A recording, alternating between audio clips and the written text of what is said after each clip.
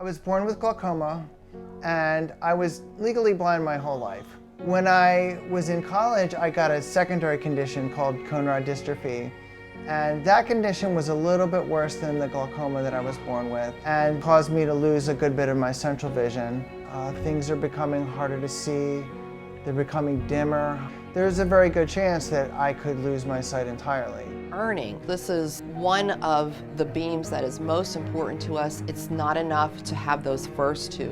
What happens to people who learn and take advantage of education and reach the highest pillars of education, can take care of themselves, know how to move and travel and interact with people effectively, but still can't get a job? What does that say about a person's life?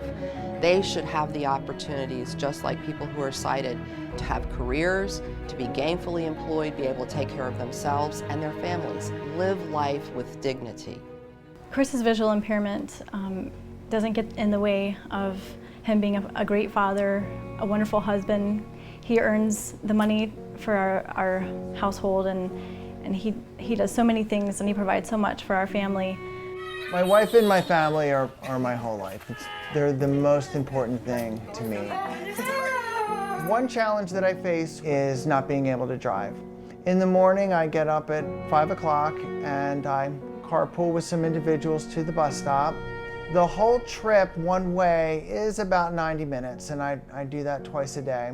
I understand that I have to press on no matter what, not only for myself, but because I have 5 other people depending on me. He doesn't let it bring him down that he cannot see as well as most people, that he hardly can see at all. And it's to the point where I almost forget sometimes that he is visually impaired, because he just goes about his life and he's not depressed about it. And things can bring me down, and I look to him and I think, wow, I should be more like him, because he has these challenges and it doesn't bother him. And after our first baby was born, I was so happy that I could see her face, and Chris had to hold her and feel her face to even know what she looked like. So, and it's things like that that I just take for granted.